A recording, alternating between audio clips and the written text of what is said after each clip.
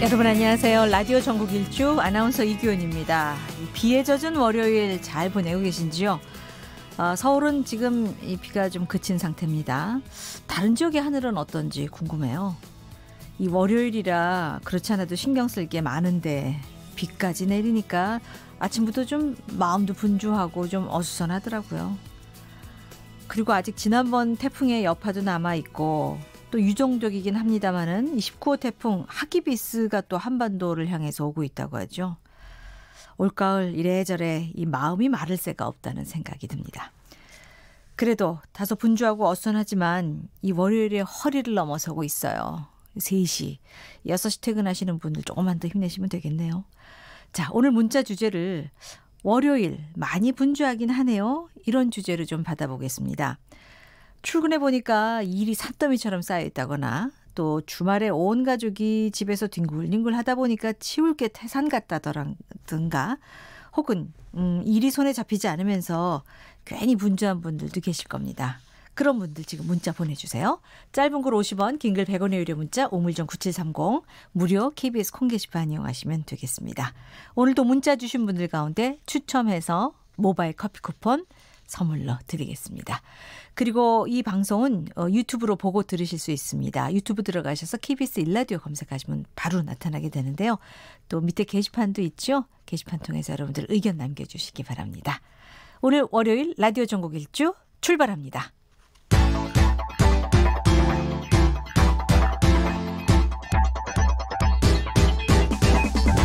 대한민국 구석구석 동네방네 이모저모 전국이 가까워지는 시간 KBS 1라디오 라디오 전국 일주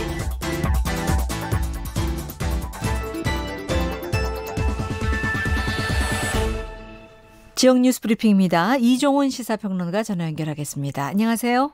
네, 안녕하세요. 네, 이 태풍 미탁이 남긴 상처가 채 아물지도 않았는데 지금 29호 태풍 하기비스가 점점 세력을 키우고 있다면서요.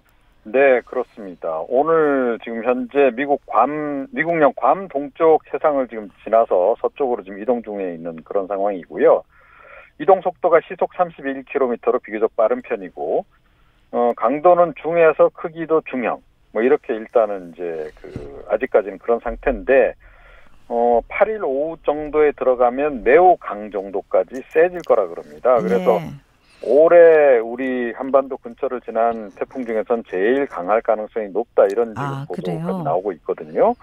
예, 그래서 일단은 뭐 지금 일본 규슈 지역으로 지금 갈 것으로 이렇게 예상은 되고 있는데 아직까지 우리 쪽으로 올 가능성도 여전히 남아 있는 상황이어서 조금 긴장감을 가지고 준비를 할 필요는 있는 상황인 것 같습니다. 네.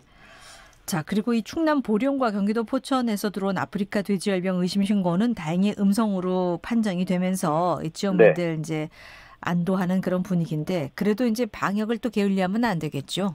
네, 그렇습니다. 일단 뭐 사흘째 추가 발병은 없습니다. 네. 그동안 이제 발생 건수는 뭐 이미 다 아시겠지만 모두 지금 13건이 지금 발생을 한 그런 그렇죠. 그 상황이고요. 또 파주, 김포에서도 돼지 지금 다 없애기로 한 상황 아니겠습니까? 네. 이 수매 또 살처분 작업 현재 지금 진행 중인 그런 그 상황입니다. 조금 전에 말씀하셨듯이 보령시에서 의심 신고가 접수가 돼서 상당히 긴장을 했었는데 음성 판정 받았고 또 인천 백령도 쪽도 뭐 지난 주말 사이에 의심 신고가 접수가 됐었잖아요. 네. 이 또한 이제 다행히 음성 판정을 이제 받은 상황이고요. 이런 속에 국방부가 비무장지대 항공방역을 실시를 했답니다. 그러니까 4일부터 6일 사이에 산림청 헬기 등을 동원을 해서 지금 일단 이 지역에 대해서도 방역을 완료했다고 오늘 밝혔습니다. 네. 자, 이 서울 지하철역 가운데 일부에서 1급 발암 물질인 라돈이 이 세계보건기구 기준치를 초과해서 검출됐다면서요? 네, 뭐 라돈이 지금 온갖 곳에서 지금 다 발견이 돼서 지금 상당히 지금 뭐 국민들이 걱정을 많이 하고 있는 상황인데요. 서울시가 이제 국회에 제출한 그 자료에 따르면 지난해 이제 서울시가 서울 내에 있는 지하철 역사 52곳에 대해서 라돈 측정을 좀 해봤고요. 그랬더니 이 WHO 기준을 초과한 역이 5개로 나타났다 그럽니다. 네. 그런데 이제 가장 높은 것은 성신여대 입구로 나타났네요. 그래서 기준치의 3배 이상이 검출이 됐다 그러고, 네. 뭐 보문, 북한산 보국문, 솔샘역 이런 쪽이 이제 또 추가로 발견이 됐는데요. 주로 강북 지역이네요. 그렇습니다. 예. 그래서 이제 이 또 더군다나 삼양역을 제외한 그 4개 역사 같은 경우에는 환경부 다중이용시설 권고 기준도 초과했다 그러고, 네. 또 미국 환경청 기준으로 보게 되면 또 역사가 더 늘어난다 그럽니다. 13곳으로 이렇게 좀 나타난다 그래요. 네. 그래서 지금 뭔가 전수조사를 해야 되는 거 아니냐, 뭐 이런 얘기가 그래서 지금 나오고 있는 상황입니다. 예. 그런가 하면은 서울 지하철 9호선 일부 구간이 오늘부터 파업에 들어갔는데 이 출근길에는 뭐 다 정상 운행이 됐죠? 예, 그렇습니다. 대체 인력 이제 투입을 한 상태고요. 그리고 예. 이제 전체 노선이 다 이제 파업에 들어간 게 아니고요. 9호선 중에서 2, 3단계 구간을 담당하는 서울교통공사 운영부문 노동조합이 이제 오늘부터 사흘 동안 파업에 돌입을 한 겁니다. 네. 그래서 전체적으로 보면 대략 한 20% 정도 노선이 지금 영향을 받을 수밖에 없는 상황인데, 어찌됐건 뭐 대체 인력 투입을 해서 오늘 뭐 그런 대란 사태는 없었고요. 노조가 지금 임금 인상 15%를 지금 요구를 하고 있는 그런 상황입니다. 그런데 이것보다는 사실은 민주노총 공공운수노조하고 전국 지하철 노조 협의회가 순차 파업을 지금 예고를 했거든요. 네. 그 가운데 일환으로 지금 일단은 이제 봐야 되고, 앞으로 지금 줄줄이 좀 파업이 좀 예정이 돼 있습니다. 철도 노조가 11일부터 13일, 네. 그리고 이제 서해선 철도 같은 경우는 15일부터, 또 서울교통공사 노조도 또 지금 이제 뭐 전체 노선에 걸쳐서 16일, 18일 파업에 나선다는 계획이어서 정부 차원에서 뭔가 좀 대란에 대비할 필요는 있는 그런 상황입니다. 네, 시민들의 불편을 좀 최소화시켰으면 좋겠습니다. 자, 자유령 사립고등학교 이 자사고 문제를 좀 짚어보고 싶은데, 이 네. 재지정에서 탈락한 자사고에 유리한 이 법원의 결정이 또 나왔죠. 네, 그렇습니다. 뭐 재지정에 탈락한 자사고 가운데 하나인데요. 이 해운대고가 이 자사고 지정 취소 처분 효력정지 가처분 신청을 이제 제기를 했고, 법원이 이걸 받아들였습니다. 네. 다른 자사고, 탈락한 자사고들도 지금 비슷한 그 절차를 지금 밟고 있는데요. 그래서 일단 자사고 지위를 유지를 하게 됐는데, 이렇게 되니까 이 교육청 쪽에서 가만히 있질 않는 겁니다. 그래서 부산시 교육청은 법원 결정에 불복을 해서 항고를 또 했어요. 네. 자, 그런데 이 오늘 지금 부산고법 제1행정부가 이 항고를 기각을 했다 그럽니다. 네. 자, 이렇게 되면 이제 본안 소송이 끝날 때까지 자사고 지위를 지금 확실하게 유지할 수 있게 되는 거거든요. 예. 그래서 또 2020학년도 입학 전형은 또 기존대로 또 동일하게 또 선발을 또 한다 그러고, 그래서 예. 아마 다른 자사고들도 비슷한 상황으로 갈 것 같습니다. 네. 그건 또 모를 일이죠. 이 법원이 어떻게 판단을 내릴지. 뭐 다른 또 지역에서는 법원 판정이 또 좀 다를 수도 있긴 하죠. 네. 자, 이 최근 물가지수가 하락하면서 이 제조업이 몰린 지역들 더 어려운 실정이라고 합니다. 네. 그러니까 9월 물가지수가 이제 최근에 발표되고 난 이후에 이른바 D의 공포, 그래가지고 이제 디플레이션 상황으로 가는 거 아니냐, 네. 일본식 장기 불황으로 가는 거 아니냐라고 하는 우려가 경제계를 중심으로 해서 좀 확산되고 있는 그런 상황인데요. 네. 그러니까 지난해 대비 0.4% 떨어졌는데 이게 1965년 이후 최저치라는 거 아니겠습니까? 네. 자, 그런데 제조업 집중 지역이라고 볼 수 있는 울산, 경남, 경북, 이쪽의 지역 물가가 다른 지역에 비해서 평균적으로 더 많이 떨어졌다라는 거예요. 특히 이제 울산 같은 경우에는 9월 소비자 물가 상승률이 마이너스 1.0, 그러니까 1.0% 더 밑으로 내려간 겁니다. 네. 그래서 16개 광역시도 가운데서 제일 낮았다 그럽니다. 그래서 사실은 울산은 뭐 이 GDP 수준도 굉장히 높은 지역이고 소비 수준도 굉장히 높은 지역으로 알려져 있지 않습니까? 예. 예, 서울보다도 오히려 더 높다 뭐 이런 얘기도 있었는데 지금 이제 이런 상황으로 지금 이제 좀 몰리고 있는 그런 국면인 거고요. 네. 또 조선업체가 밀접한 경남 같은 경우에도 9월 달에 마이너스 0.9%, 그래서 서울보다도 오히려 더 내려갔습니다. 그리고 경북 지역도 마이너스 0.9%, 충남 경우도 마이너스 0.8%. 그래서 전체적으로 이 산업단지가 많이 몰려있는 제조업이 그래서 많은 지역이 우선 좀 먼저 타격을 입고 있는 그런 상황인데요. 네. 근데 문제는 지금 부동산 가격이다, 이런 얘기가 나오고 있습니다. 그러니까 왜냐하면 디플레이션에 돌입했느냐 안 했느냐를 결정하는 그 마지막 변수가 사실은 부동산 가격이거든요. 느끼거든요. 예, 부동산 값이 떨어지게 되면 이제 그렇습니다. 디플레이션이 왔다. 뭐 이렇게 그러니까 판단할 수 있는 거죠. 그렇죠. 일본 같은 경우에도 이제 그랬던 건데 그래서 지금 이게 좀 굉장히 지역 경제 차원에서 관심을 끌고 있는 그런 상황입니다. 예의주시해 봐야 될 것 같습니다. 고맙습니다. 네. 이종훈 시사평론가였습니다.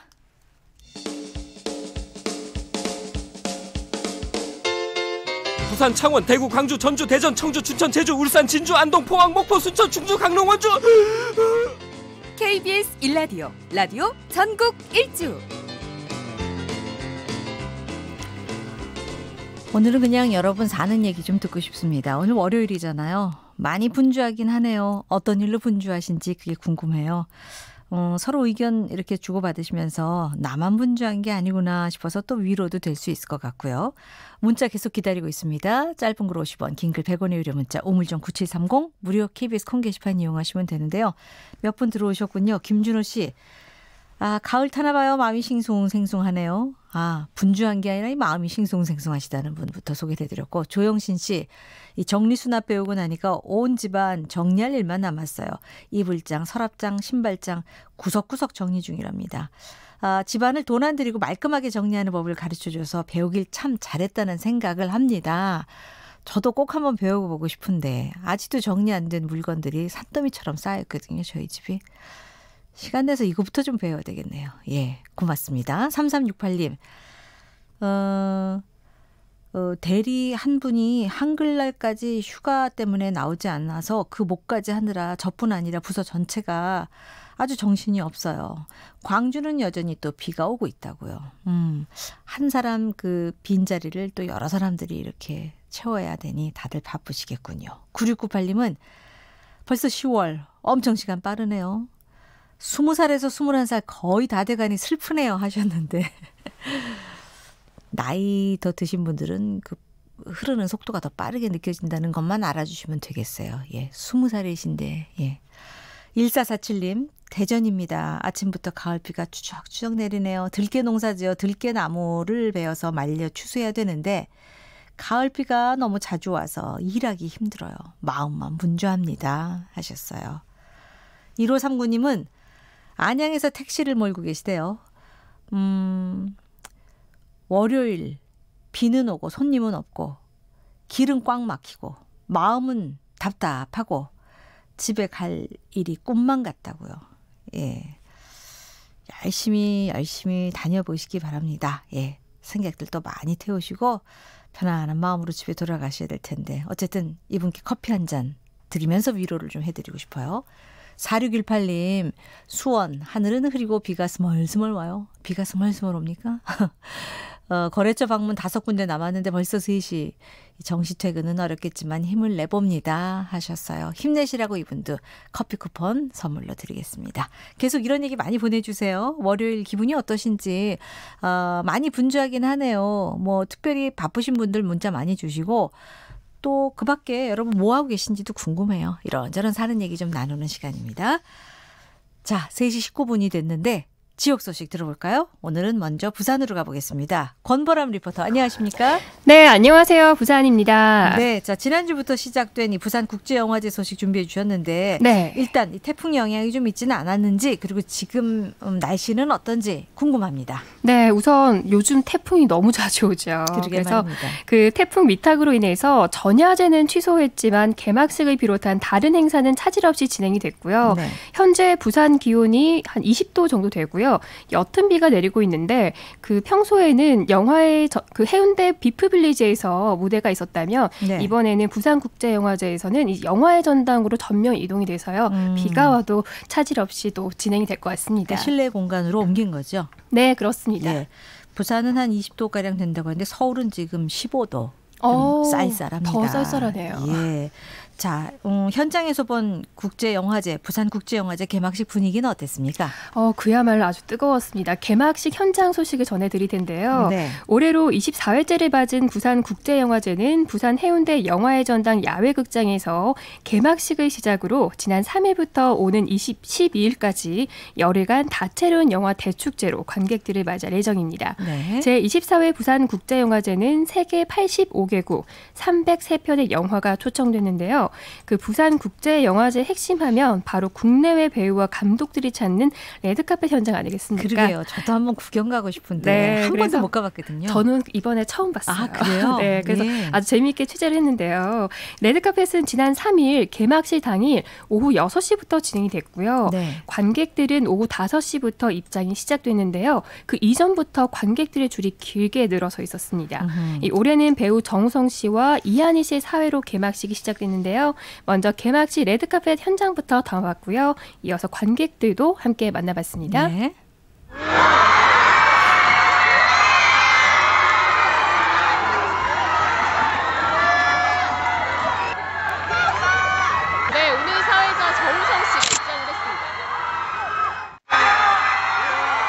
배우 조정석 씨가 입장을 했습니다.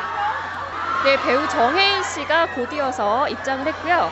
네, 오늘 사회자로 또 배우 이한일 씨가 이곳을 찾을 예정인데요. 지금 곧 벤에서 내릴 예정입니다. 어쩐일 미소가 아름답네요. 오늘 새하얀 드레스를 입고 이곳을 찾았습니다. 어떻게 하다 보니까 잘 구해져갖고 운이 좀 좋았던 것 같아요. 영화의 전당 생긴 게 좀 아무래도 더 영화제가 활성화된 계기가 된 것 같아요. 분위기가 많이 다르죠. 떨려요. 정우성 배우님. 되게 신기해요. 뭔가 TV나 매체를 보는 듯한 느낌일 것 같아요. 날이 너무 좋아서 기분이 너무 좋아요. 네. 여성 감독들이 영화를 되게 많이 개봉을 했잖아요. 그래서 우리 집이나 벌새 같은 거 되게 좋게 봐서 여기 오면 독립영화를 더 많이 볼 수 있다고 해서 찾아오게 됐어요.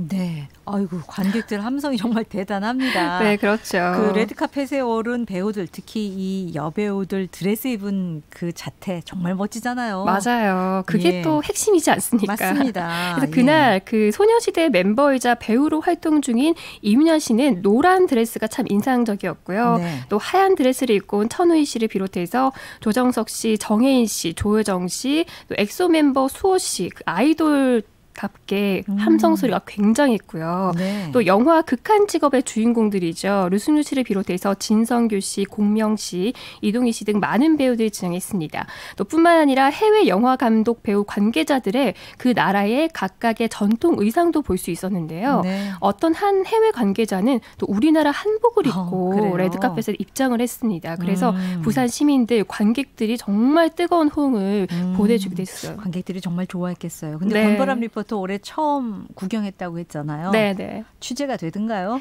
사실 정신이 부여잡고. 그러게 말입니다. 네네네. 예. 이제 영화제 하면 또 개막작은 무엇이고 폐막작은 무엇이 될지 이게 또 관심인데 네.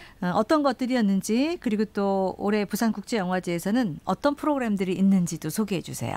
네, 우선 지난 3일 개막작으로 상영됐던 이 카자흐스탄의 한 시골을 배경으로 한 가족에게 벌어질 일들을 소녀의 시선으로 그린 작품인 말도둑들 시간의 길이라는 시작으로 폐막작으로는 오는 11일 오후 임대영 감독의 영화 윤희에게라는 작품을 끝으로 다음 달 12일 오전에 결산 기자회견을 하고 막을 내리는데요. 네. 다음 달 개봉하는 윤희에게는 우연히 한 통의 편지를 받은 윤희가 잊고 지냈던 첫사랑의 비밀스러운 기억을 찾아 설원이 펼쳐진 여행지로 떠나는 감성 멜로 영화입니다. 네. 그리고 이번 영화제에서는 한국영화 100주년을 맞아서 한국영화 100년사, 위대한 정전, 열선 특별전이 마련돼서요. 네. 김기영 감독의 한여를 비롯해 어허, 오발탄, 예. 바보들의 행진, 서편제, 살인의 추억, 올드보이 다들 참 반갑죠. 아이고 그러네요. 네, 이렇게 빛나는 한국영화 걸작 10편이 다시 관객을 찾을 예정인데요. 오발탄 하니까 고 유현목 감독 네. 작품이죠. 예, 그렇습니다. 그래서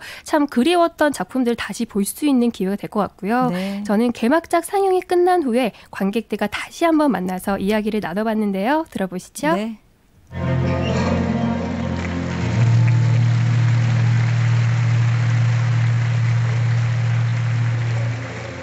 엔딩 크레딧이 올라오고 있습니다. 영화가 끝나면서 관객들의 박수가 터져 나왔고요. 이곳에서 관객들을 만나보겠습니다. 훨씬 더 안정적이라고 해야 되나요? 예, 좀 거칠었던 초반부에 비해서 진행도 그렇고 전체적인 작품도 그렇고 좀 많이 안정적이라고 해야 될까요? 예, 좀 편안하게 볼 수 있는 것 같아요. 꿋꿋하게 지금 하는 대로 예, 이렇게 잘 밀고 나가주면 좋을 것 같아요. 카자흐스탄 배경이라서 그런 건지 영상 연출을 그렇게 했는지 모르겠는데 일단 스토리는 좀 슬펐지만 뭔가 화면은 좀 뭔가 스토리랑 대비되게 되게 안정된 느낌이 기억이었어요. 이런 기회에 접할 수 있다는 것 자체가 되게 좋은 것 같아요. 영화제지만 영화랑 관련된 좀 더 참여할 수 있는 폭이 조금 더 넓어졌으면 사람들이 조금 더 쉽게 다가갈 수 있지 않을까라는 생각을 합니다. 네, 이 부산에 방문하는 영화 팬들은 그 영화의 홍수 속에서 어떤 작품을 봐야 할까 이렇게 고민하는 분들도 계실 거예요. 네. 그래서 제가 팁을 좀 알려드릴게요. 그 영화관에서 볼 수 없는 그리고 부산에서만 볼 수 있는 작품을 공략하는 것도 좋겠습니다. 그것도 괜찮겠네요, 정말. 네, 그래서 부산국제영화제에 여러 부문이 있는데 그중에 아이콘 부문에 거장 감독들의 작품이 집중돼 있으니 참고하시면 좋겠고요. 네. 10월이면 부산은 여러 가지 축제 소식들로 아주 풍성한데요. 그 첫 번째 시작은 부산국제영화제로 함께 보시면 어떨까요? 지금까지 부산에서 전해드렸습니다. 권보람 리포터 소식 잘 들었습니다. 고맙습니다. 이번에 전주로 가보겠습니다. 천소영 리포터 안녕하세요. 네, 안녕하세요. 전주입니다. 전주 하늘은 어떻습니까? 현재 전주 비가 오고 있고요. 예. 또 날씨도 쌀쌀해진 상태입니다. 기온도 그렇군요. 17도 선에 머물면서 이제 외투를 또 걸쳐야 할 날씨. 그러게요. 오늘 보니까 있습니다. 다들 좀 옷이 두툼해졌습니다. 네. 자, 오늘 전주에서도 영화 관련 얘기를 준비해 주셨는데 이 복고 감성 가득한 문화 공간이 전주에 들어섰다고요? 네, 그렇습니다. 요즘 8, 90년대 음악도 다시 유행을 하면서 옛 모습을 그대로 재현한 곳을 찾아 떠나는 여행들도 많이 하는데요. 전주에도 그때 그 시절의 감성을 실제로 느껴볼 수 있는 문화 공간이 생겼습니다. 바로 한옥마을에 위치한 현대극장인데요. 지난 8월에 문을 열어서 현재 운영이 되고 있습니다. 전주 한옥마을의 현대극장. 네, 맞습니다. 왜 현대짤 붙였을까? 좀 더 고풍스러운 극장 이름이었으면 좋겠는데요. 이 극장 하면 사실 추억의 단어인데 이 서울에서 이제 나고 자란 제 입장에서는 서울극장, 또 피카디리 극장 많이 있습니다. 그런데 이 극장 하니까 그 옛날 그 시절 영화관 분위기로 이렇게 꾸며졌나 봐요? 네, 그렇습니다. 극장은 외관부터 1980년대 말 영화관 분위기가 물씬 풍겼는데요.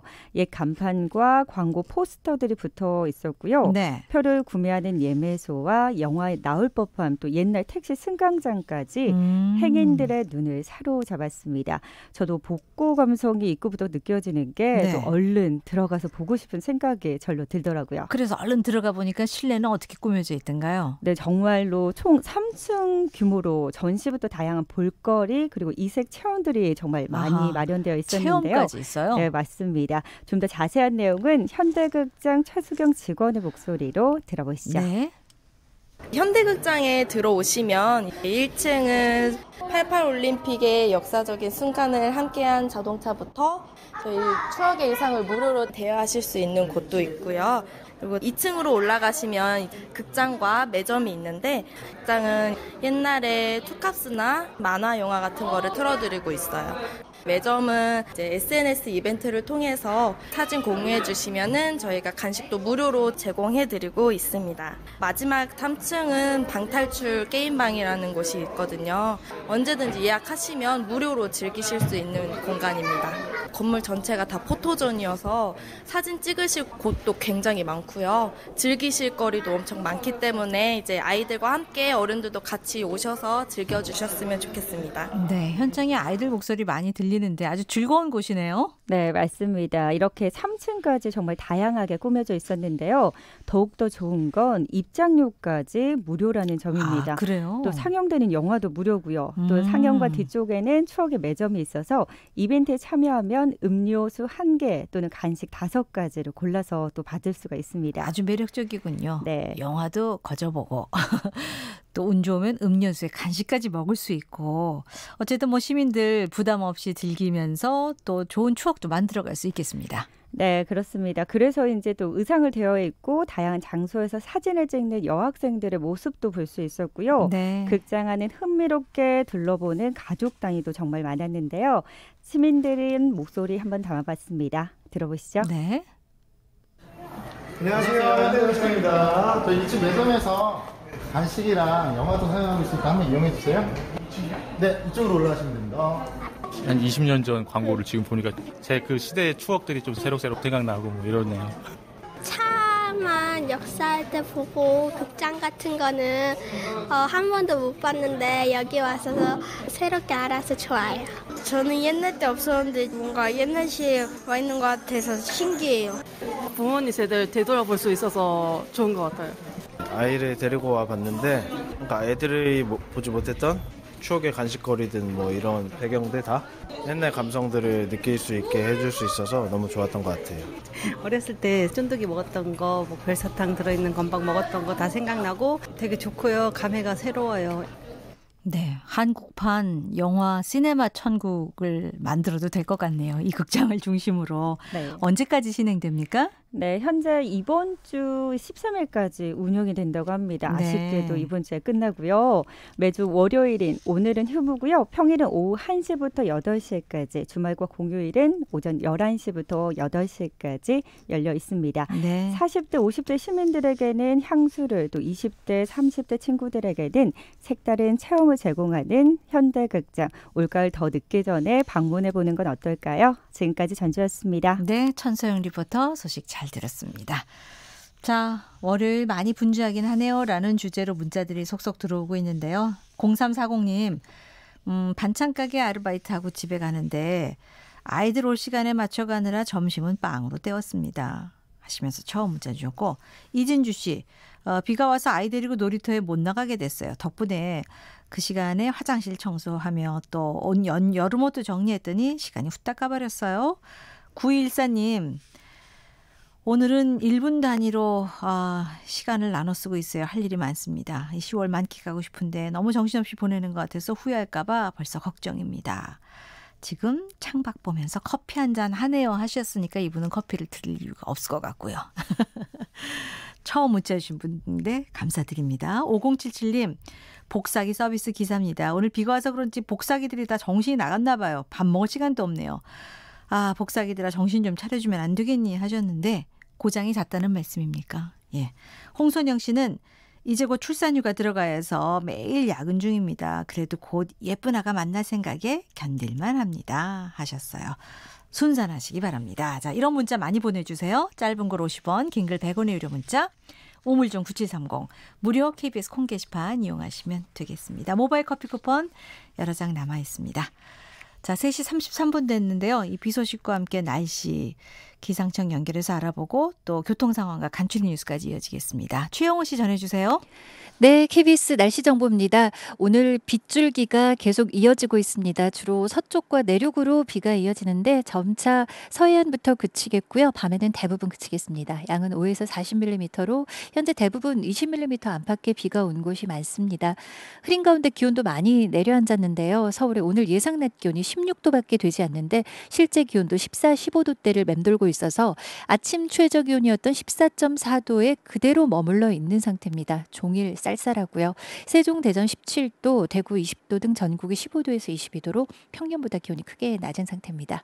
이번 한 주간 이렇게 기온이 높진 않겠는데요. 내일도 서울의 아침 최저 기온이 13도, 특히 이번 주 중 가장 추운 날 수요일 아침으로 서울은 한 자릿수 8도까지 기온이 내려앉겠습니다. 특히 수요일 한글날에는 대관령이 영하 3도까지 떨어지는 등 내륙으로는 서리와 얼음 소식도 들릴 것으로 예상됩니다.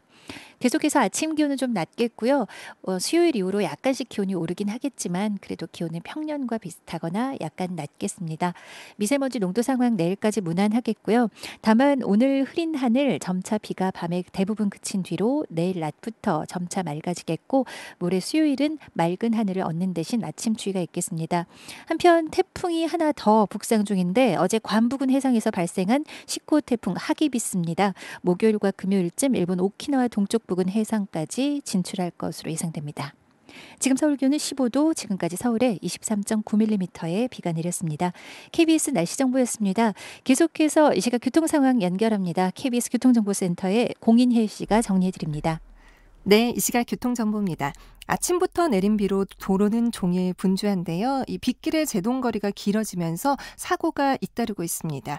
먼저 서울 시내 강변북로 구리 방향이고요. 비가 강하게 내리는 데다 가양대교 지난 5차로에서 사고 처리 중이라 주변이 매우 혼잡하고요. 서울 외곽고속도로 판교에서 구리 쪽은 판교 분기점부터 성남 진출로 사이로 밀리다 강일 나드목 지난 2차로에서도 화물차 사고 처리하고 있습니다. 하남 분기점부터 5km 구간 꽉 막혀 있고요. 반대 구리에서 판교 쪽도 구리 남양주 요금소부터 상일까지 정체입니다. 경기 서부권 송내를 중심으로는 서운 분기점과 시흥에서 송내까지 양방향 모두 6, 7km씩 속도가 떨어지고요. 중부 내륙고속도로 양평 쪽은 성주 휴게소를 못 간 1차로에서 반대 창원 방향도 성주 부근 갓길에서 각각 사고를 처리하고 있습니다. 끝으로 서울 영양항고속도로 양평 쪽 도로가 많이 굽어 있는 강촌 진출로 1차로에서도 차량이 뒤집힌 사고를 처리하고 있습니다. 2차 사고에 유의해 잘 살펴 지나시기 바랍니다. KBS 교통정보센터였습니다. 이어서 라디오 정보센터 연결해 이 시각 주요 뉴스 듣겠습니다. 문재인 대통령은 검찰개혁과 조국 법무부 장관 거취를 둘러싸고 열리고 있는 대규모 집회와 관련해 많은 국민들께서 의견을 표현하셨고 온 사회가 경청하는 시간도 가진 만큼 이제 문제를 절차에 따라 해결해 나갈 수 있도록 지혜를 모아달라고 밝혔습니다. 검찰이 밤 9시 이후에 사건 관계인을 조사하는 이른바 심야 조사를 폐지하기로 했습니다. 지난 4일 공개 소환 폐지에 이어 검찰이 스스로 내놓은 세 번째 개혁안입니다. 여야 3당 원내대표가 검경 수사권 조정 등 국회 사법개혁특별위원회 검찰개혁 법안들에 대해 조속히 논의하기로 했습니다. 오늘 열린 국회 법사위 국정감사에서도 조국 장관 일가 수사와 관련한 여야의 공방이 이어지고 있습니다. 더불어민주당은 검찰권 과잉을 지적하며 날을 세웠고 자유한국당은 검찰을 옹호하며 추가 수사를 주문했습니다. 문재인 대통령은 오늘 수석 보좌관 회의에서 태풍 미탁으로 인한 피해를 본 지역에 대해 특별 재난지역 선포를 서둘러 정부의 지원이 조기에 이루어질 수 있도록 하겠다고 밝혔습니다. 정부가 지난 1일 발표한 부동산 시장 점검 결과 및 보완 방안의 후속 조치로 11일부터 서울 25개 자치구 전체에 대한 부동산 의심거래 합동조사에 나섭니다. 북한 어선과 일본 정부의 어업 단속선이 동해상에서 충돌해 북한 어선에 타고 있던 선원 20여 명이 바다에 빠져 실종된 가운데 이 중 10여 명이 구조된 것으로 알려졌습니다. 9억 원을 초과하는 고가 아파트 거래 비중이 5.3%로 2006년 실거래가 조사 이후 가장 높은 수치를 기록했습니다. 지금까지 헤드라인 뉴스 조진주였습니다.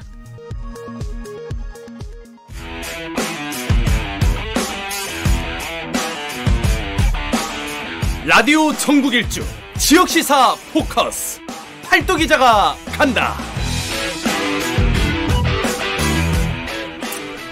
오늘은 강원 지역으로 갑니다. 강원도민일보의 박지은 기자 안녕하십니까? 네, 안녕하세요. 네, 이 강원권 아무래도 지난주 태풍 피해가 워낙 컸기 때문에 지금도 여파가 남아있을 텐데 오늘 그 얘기 준비하셨습니까? 네, 그렇습니다. 제18호 태풍 미탁이 핥히고 간 도내의 수해 피해 규모가 계속 늘고 있어서 특별 재난지역 선포가 시급한 상황인데요. 네. 강원도는 태풍 미탁이 통과하면서 500mm에 육박하는 기록적인 폭우를 퍼부은 지난 2, 3일 밤에 동해안 주민들은 뜬 눈으로 밤을 지샜습니다. 예. 그래서 지난 4월에 고성과 속초, 강릉 등 동해안권에 대형 산불이 발생한 이후에 그렇죠. 큰 피해를 입었는데 예. 반년이 지나서 대형 태풍 피해까지 발생을 해서 피해 지역 조기 복구를 위한 정부 차원의 지원책 마련이 절실한 상황입니다. 예, 정말 엎친 데 덮친 격이죠. 이 산불 피해 현장 복구도 완전히 안 된 상태에서 이렇게 또 폭우가 쏟아지면서 많은 사람들이 힘들어하고 있는데 지금 그 강원 지역 날씨는 어떤지요? 오늘 네. 오전에 비가 많이 온 곳이 있잖아요. 네, 현재도 흐린 날씨 속에 비가 내리고 있는데요. 예. 좀 쌀쌀하고 강원도 전역에는 한 5mm 이내 비가 계속 내리고 있습니다. 그렇군요. 자, 태풍 미탁으로 전국적으로 사망자가 13명이나 발생했는데 강원 지역의 피해도 컸죠. 네, 그렇습니다. 강원 지역에서는 이번 태풍으로 2명이 숨지고 476세대에 862명의 이재민이 발생을 했습니다. 네. 사망자의 경우에는 삼척과 강릉에서 각각 70대 여성과 40대 중국인 국적 남성이 이제 사망을 했고요. 또 주택은 전파 10채, 반파 16채, 침수 746채 등 모두 772채에서 피해가 났고 또 이재민도 476세대 862명의 이재민이 발생을 한 상태입니다. 네, 이재민들은 지금 임시 거주시설에서 생활하고 계시겠죠? 네, 그렇습니다. 많이들 불편하실 텐데 그런가 하면 이 삼척의 그 태풍 피해 사망자에 대한 안타까운 사연도 전해지고 있습니다. 네, 그렇습니다. 삼척시 오분동에 거주하던 77세 여성 A씨가 지난 3일 새벽 1시쯤에 자택에서 홀로 쓸쓸히 생을 마감을 했는데요. 예. 당시에 시간당 129mm의 폭우로 일대 주택이 사면이 무너지면서 A씨의 집을 덮쳤습니다. 네. 이로 인해 안방에서 잠을 자고 있던 A씨가 피할 겨를도 없이 장롱에 깔려 끝내 숨졌는데 네. A씨는 50여 년간 이곳에서 거주를 해왔었고 또 배우자는 앞서 4년여 전에 먼저 세상을 떠났던 것으로 전해졌습니다. 예. 그리고 이 A씨는 삼척 시내에 거주하는 자식들을 위해서 어린 손주들을 성인이 되기까지 어렵사리 키워왔던 것으로 알려졌고요. 오분동 주민들은 불의의 사고를 당한 이웃 소식에 매우 침통해하고 있는 상황입니다. 말입니다. 정말 가슴 아프고 안타까운 사연이네요. 이 복구 작업은 어떻게 진행되고 있습니까? 네, 현재 강원도는 강릉과 동해 삼척 지역에 총 6,900여 명의 인력과 710여 대의 장비를 투입해서 복구 작업을 계속 진행 중이고요. 네. 또 군 장병과 경찰 등도 복구 활동에 다수 참여를 했습니다. 그리고 육군 23사단은 수해 지역인 강릉과 동해 삼척에 총 2,000여 명에 이르는 병력을 투입을 했고 강원경찰청도 수백여 명을 동원해서 토사 제거 등 수해 지역 복구 작업이 진행이 되고 있습니다. 예. 강원도는 피해 직결가 완료되는 즉시 응급 복구 및 지원을 위한 예비비 투입을 하겠다는 방침입니다. 예. 사실 이번 태풍으로 이 동해안에 이제 폭우가 막 쏟아졌을 때 이 강릉 주민들 지난 2002년에 이 태풍 루사 때 그 악몽을 떠올리신 분들이 참 많았죠. 네, 그렇습니다.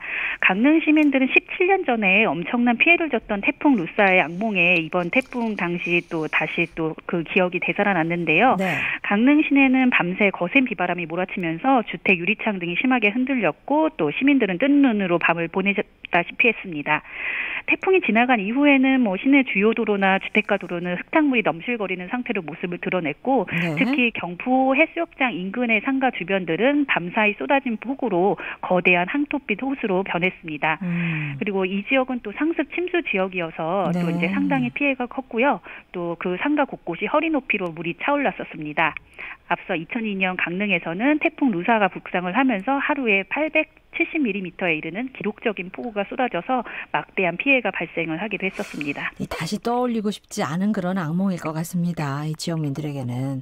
그런데 이렇게 강원 지역에 이번에 또 이렇게 피해가 많이 발생하면서 이 정부와 또 민주당 관계자들 이 지역 방문했는데 현장에서 어떤 지원책이 나왔습니까? 네, 그렇습니다. 일단 이낙연 국무총리가 지난 4일에 태풍 피해를 입은 삼척시 원더급 신남마을을 방문을 해서 이재민들을 위한 임시 거처와 주택 복구를 위해서 최대한 지원을 하겠다라고 밝혔고요. 네. 또 특별 재난 지역으로 조기에 지정될 수 있도록 서둘러서 관련 절차를 밟겠다고 약속을 했습니다. 네. 그리고 이어서 이해찬 더불어민주당 대표를 비롯한 당 지도부가 지난 토요일에 그 태풍 피해를 입은 동해시 송정동을 찾아서 가능한 한 재해 예비비와 특별 교부세를 빨리 지원을 하겠다라는 입장을 밝혔고요. 네. 또 이날 현장에서 최문순 지사와 심기현 동해시장 등에게 강원도 태풍 미탁 피해 수해 의원금 3천만 원을 전달을 했습니다. 네, 뭐 정부와 정치권에서는 이런 대책을 마련을 하고 강원도에서 자체적으로 어떤 대책을 마련 중일까요? 네, 일단 강원도는 그 강원도 재해구호 기금으로 이재민 1인당 50만 원씩 지급을 하고 또 예. 이재민들의 응급 구호를 위해서 행정안전부 재난구호 사업 8천만 원과 또 강원도 재해구호 기금 8천만 원 등을 합해서 총 1억 6천만 원을 또 지원을 하기로 했고요. 네. 일단 정부가 강원도에 15억 원을 비롯해서 경북 15억 원, 부산 8억 원 등 이렇게 총 응급 복구를 위한 특별 교부세 50억 원을 지원을 했는데 네. 사실상 좀 정부 예산으로는 피해 복구 지원이 좀 부족한 만큼 많이 부족하죠. 강원도는 네, 앞으로 그 특별 재난 지역 선포를 빨리 해달라는 건의를 네. 다시 한번 하기로 했습니다. 네, 소식 고맙습니다. 네, 수고하셨습니다. 강원도민일보의 박지은 기자였습니다. 자, 문자를 좀 더 살펴보고 다음 소식 전해드리겠습니다. 월요일 많이 분주하긴 하네요. 라는 주제로 3428님 이천에서 문자를 주셨군요. 칼국수 장사하는데 비가 와서 엄청 바쁩니다. 비 오는 날 칼국수 좋죠.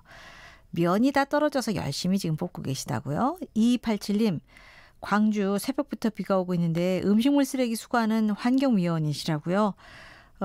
새벽 3시부터 지금까지 줄곧 일하느라 분주합니다. 아이고 12시간 꼬박 넘게 일하시는데 커피 한 잔 마시면 피로가 싹 가실 것 같다고 하셨는데 2287님 커피 쿠폰 선물로 드리겠고요. 7348님 직장 생활하는 지 한 달. 이 직장인들의 월요병이라는 걸 저도 실감하게 됩니다. 오늘 하늘은 울상이고 기분은 저기압인데 방송 들으면서 좀 기분 전환하고 싶다고 하셨습니다. 전환이 좀 되셨나요? 좀 이렇게 기분이 상쾌해지셔야 될 텐데. 9113님 스포츠 교육 업종이라 주말에 일하고 월요일 쉽니다. 그런데 쉬는 날도 이것저것 할 일이 많네요. 점심도 아직 못 먹었어요 하신 분 9113님 늦은 점심 드시고 커피 한 잔 드시라고 쿠폰 선물로 드릴게요.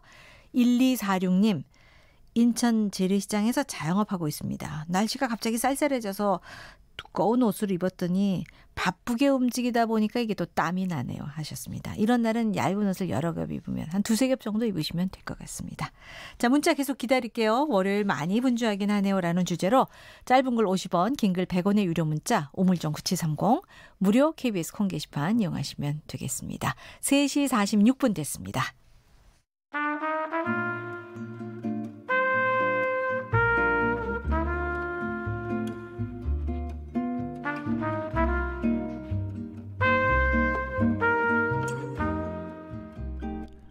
우리의 고향을 찾아갑니다.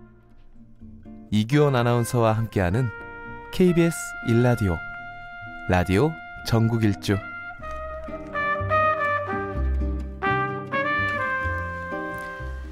이 전국체육대회가 지난 4일 시작됐습니다. 이 전국체전 하면 한국체육의 근간이자 또 선수들에게는 세계로 나아가는 등용문이기도 한데요. 특히 올해는 전국체전이 100주년을 맞는 해여서 더 뜻깊은 대회가 될 겁니다. 자, 그래서 이 시간에 이 뉴시스 스포츠부 김동현 기자 연결해서 이 전국체전의 이런저런 얘기들을 좀 들어보겠습니다. 안녕하십니까? 네, 안녕하세요. 김동현입니다. 네, 지난주 금요일 4일 시작됐고 이제 이번 주 목요일까지입니다. 딱 일주일간 진행이 되는데 지금 서울에서 열리고 있죠? 네, 맞습니다. 말씀해 주셨던 것처럼 지난주 금요일부터 100회 전국체전이 서울 각지 그리고 또 수영 같은 경우는 김천에서 지금 열리고 있는데 지방에서도 좀 개최가 되고 있는데 네. 어쨌건 이번 대회는 서울 전국체전이 맞고요. 네. 말씀해 주신 대로 전국체전이라는 게 한국체육의 역시 근간 아니겠습니까? 그렇죠. 네, 이 대회가 33년 만에 또 서울에서 열리고 있다는 게 굉장히 뜻깊은 대회고요. 그러니까 1986년에 서울에서 열렸어요. 네. 예, 맞습니다. 그리고 이번 대회에 이제 또 많은 종목들이 또 채택이 됐는데 45개 정식 종목 그리고 2개 시범 종목을 포함해서 총 47개 종목들을 선수들이 지금 다투고 있고요. 네. 17개 시도 선수단에서 총 24,988명이 참가를 했습니다. 그리고 캐나다, 일본, 미국 같은 제외 한인체육단체 선수단도 총 9개 종목에 참가하는 굉장히 대규모 대회로. 그렇군요. 네. 그 2개 시범 종목은 어떤 것들인지 알 수 있을까요? 제가 이 부분은 체크를 못했는데요. 네. 죄송합니다. 어쨌든 1986년 하면은 아시안 게임이 있었고 이어서 네. 88년에 서울 올림픽이 있었잖아요. 예. 네. 바로 이 86년 아시안 게임 열리던 해에 전국체전도 있었던 건데 이 전국체전에 가면 각 시도에 내로라 하는 선수들 다 만날 수 있다고 하는데 어떤 선수들입니까? 네, 정말 말씀해 주신 대로 너무 많은 선수들이 거쳐갔고 또 지금 이 대회에서도 많은 선수들이 나와 있는데 지금 일단 한국 너무 많아서 사실 꼽기가 정말 힘들었습니다만 네. 여자 수영 간판 스타들을 좀 먼저 꼽고 싶어요. 그래서 정소문 선수 그리고 김소영 선수를 꼽을 수가 있겠습니다. 네. 정소문 선수는 서울시 수영연맹에 소속이 돼 있고 김소영 선수는 또 경상북도 지금 도청에 네. 소속이 돼 있는데 정소문 선수 같은 경우는 어제 50m 결선에서 25초 08로 한국 신기록을 세웠어요. 0.10. 네, 종전 기록이 25초 19였는데 이걸 0.12초 당겼고요. 김서영 선수 또한 어제 800m 계영 결선에 나가서 동료들과 함께 신기록을 달성을 했습니다. 육상 스포츠 스타들도 많았다면서요? 맞습니다. 뭐 한국을 정말 대표하는 스프린터죠. 김부경 지금 국군체육부대에 소속돼 있는 김부경 선수가 어제 10초 2를 100m에서 10초 2를 기록하면서 2년 만에 또 남자 정상에 복귀를 했고요. 네. 한국 최대 정지혜 선수는 육상 원반 던지기에서 56m 30으로 한국 신기록을 또 달성을 했습니다. 네, 사실 너무 많은 선수들이 출전하다 보니까 신기록을 달성한 선수들 위주로 좀 소개를 드렸는데 뭐 리우데자네이루 2016년이죠. 이 리우데자네이루 올림픽에서 또 금메달을 땄던 김우진 선수나 레슬링 간판 스탠 김현우 선수, 뭐 최근에 TV에도 많이 나오는 진중호 선수 이런 선수들도 출전을 많이 해서 성적을 올리고 있습니다. 그렇군요. 자, 그러면 4일 이후에 이제 주말까지 진행된 주요 경기들 진행 상황을 좀 짚어주실까요? 네, 알겠습니다. 이 부분은 사실 방금 말씀드린 그 부분과도 좀 통하는 부분이 있는데 신기록이 많이 나왔다는 점을 감안하시면서 대회를 보시면 좀 좋을 것 같고요. 대회 전체적으로 좀 봤을 때 서울이 오늘 지금 방금 전까지 기준으로 해서 총 득점 1264점으로 종합 1위를 달리고 있습니다. 사실 서울시는 1995년 24년 전에 경북대회에서 종합 우승을 차지한 이후에 단 한 번도 우승한 적이 없는데요. 아, 그래요?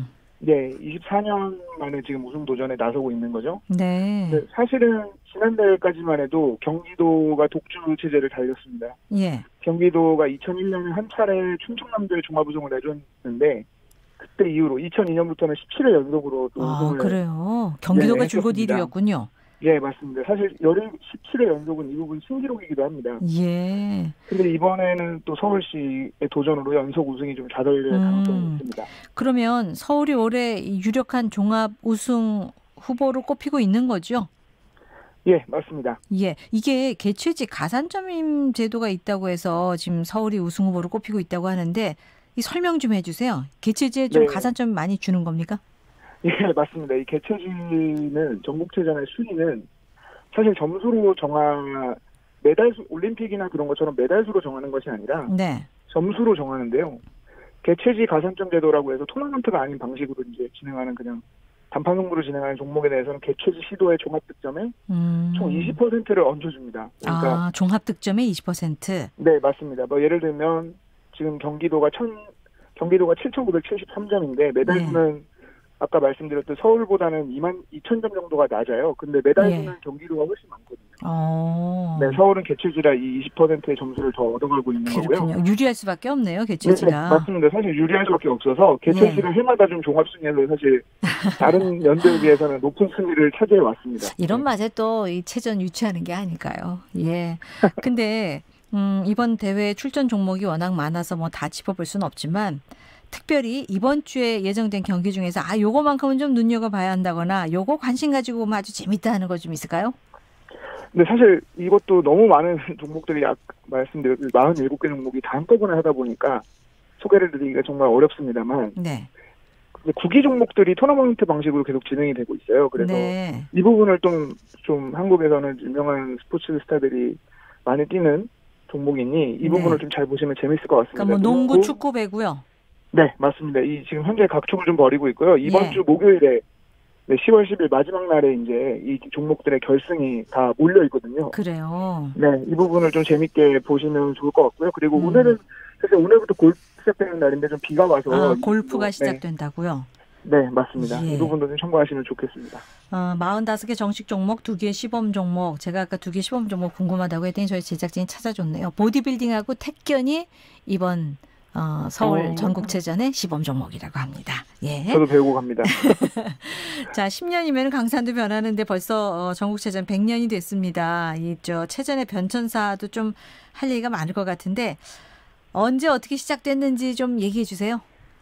네, 전국체전이라는 게 사실 100년이라고 하면 정말 방금도 말씀하셨지만 10년이 강산도 변하는데 100년이라는 단어 정말 무게감이 크죠. 사실 1920년 7월 13일에 조선체육회가 창설된 후 그때 창설됐는데 첫 행사로 그해 11월에 배제고보 운동장에서 개최된 제1회 전조선 야구대회가 시초입니다. 이게 기원이고요. 사실 조선체육회 출발 초기에는 지금과 같은 방금도 말씀하셨지만 47개 종목의 형태가 아니라 그냥 당일 종목별로 야구면 야구 이런 식으로 경기를 차례로 개최를 했는데 그러다가 1925년에서 사실 종합경기대회로 처음으로 출범을 했습니다. 근데 1925년이 사실 시기로 보시면 알겠지만 일제 또 강점기 시절이다 보니 이 대회 자체가 준비나 뭐 참가한 선수들도 그렇고 모든 것들이 좀 일본인에 의해서 준비되고 운영되는 과정이라 이게 사실 한 민족, 한국만의 대회라고 좀 보기에는 어렵다는 견해도 있어서 역사적 네, 그런 견해도 있습니다만 사실 정확하게 된 거는 1938년에 조선체육회가 일제에 의해서 좀 강제 해산되고 좀 중단되는 아픔도 있었어요. 예. 그런 이제 과정들을 거쳐서 올해 100회를 맡게 됐는데 이 전국체전을 통해서 배출된 스포츠 스타들도 참 많지 않습니까? 네, 맞습니다. 이 박태환 선수가 가장 많은 뭐 MVP를 좀 수상을 했는데요. 86회, 88회, 89회, 94회부터 더해서 통산 6번째 지금 이번에 또 MVP를 노리고 있고요. 이번에도 나와 있는데 좀 금지약물 논란을 좀 빚기도 했지만 기록은 남아 있기 때문에 이번에도 좀 도전을 하고 있고요. 네, 역대 최다 메달은 체조의 이정 선수고 51개 메달을 가지고 있고요. 역대 최다 금메달은 수영의 이봉훈 선수가 갖고 있는 38개입니다. 그렇군요. 뭐 이 선수들 말고도 이제 스타 선수들이 많이 출전을 하게 되니까 또 관심 갖고 지켜봐야 될 것 같습니다. 앞으로 남은 경기 관전 포인트 좀 짚어주실까요? 네, 아까 말씀드렸듯이 역시 남은 경기에서 서울이랑 경기가 우승 경쟁을 어떻게 또 이어갈지가 가장 큰 관심사가 될 것 같고요. 서울이 현재 우위 그리고 개최지 가산점 제도를 활용해서 경기도의 18연패를 좀 저지하느냐가 제일 관전 포인트가 될 것 같습니다. 또 대회를 가장 빛낸 선수가 누가 선정될지도 보면 재밌을 것 같습니다. 네, 많은 국민들이 좀 관심 갖고 이 전국체전 지켜봐야 될 것 같습니다. 오늘 소식 고맙습니다. 네, 감사합니다. 뉴스 스포츠부 김동현 기자와 함께했습니다. 자, 오늘 문자 주신 분들 감사드립니다. 선물 받으실 분들 게시판에 올려놓고 개별 연락 드리겠습니다. 월요일 아침 좀 분주하셨다면 지금부터 차분하게 또 이 오후를 맞이하시는 건 어떨까요? 저는 내일도 3시 5분 다시 오겠습니다. 아나운서 이규현이었습니다. 고맙습니다.